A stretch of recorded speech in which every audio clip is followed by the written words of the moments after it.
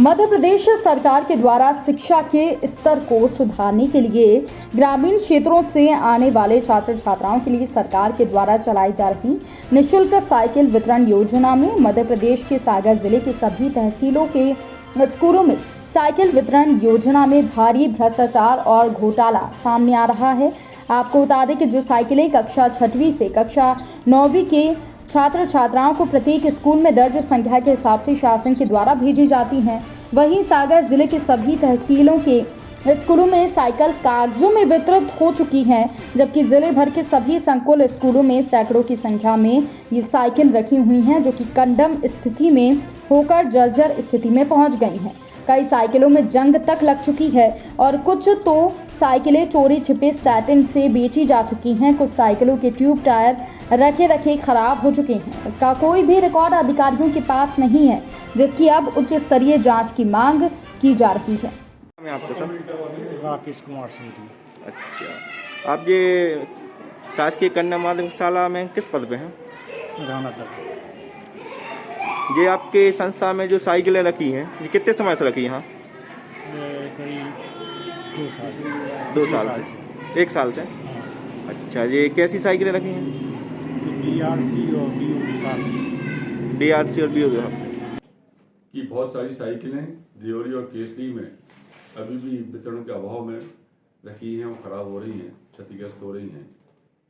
निश्चित रूप से बेहद संवेदनशील मामला है।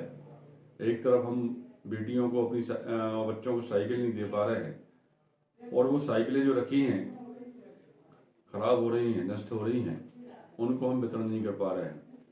निश्चित रूप से शिक्षा विभाग की घोर लापरवाही और उदासीनता दिखाई देती है।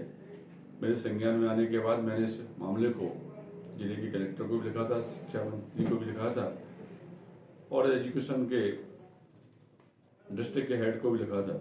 उन्होंने मेरे पास जो जानकारी भेजी है, उन्होंने खुद ने स्वीकार किया है कि जिले में 2017-18 की 1709 और 18-19 की 744 और 19-20 की 3273 साइकिलें अभी भी रखी हुई हैं।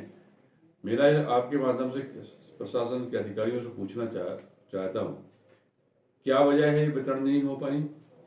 यदि ज्यादा आई हैं तो किन वजह से आई? और यदि आने के बाद जिन जो साइकिलें हैं वो क्षतिग्रस्त हो रही हैं, नष्ट हो रही हैं, सड़ रही हैं, गल रही हैं, या जिनको हम बुंदेलखंडी में खत रही हैं, जंग लग रही हैं, उनके लिए कौन दोषी है? वो अधिकारियों के खिलाफ कार्रवाई होनी चाहिए। शासकीय व्यय का जो अपव्यय हुआ, कहीं ना कहीं ऐसे लोगों के खिलाफ सख्त से सख्त कार्रवाई होना चाहिए। आर्थिक अनियमितता का मामला होना चाहिए। यदि उन्होंने मांग की थी तो निश्चित रूप से वो वितरण भी होना चाहिए। आज बहुत सारे बच्चे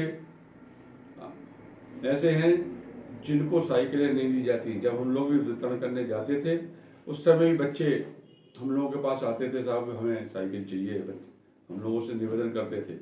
बहुत दुर्भाग्य उस समय शिक्षा विभाग के अधिकारियों के द्वारा नियम कायदों का उल्लेख किया जाता था कि ये नियम में नहीं आता है।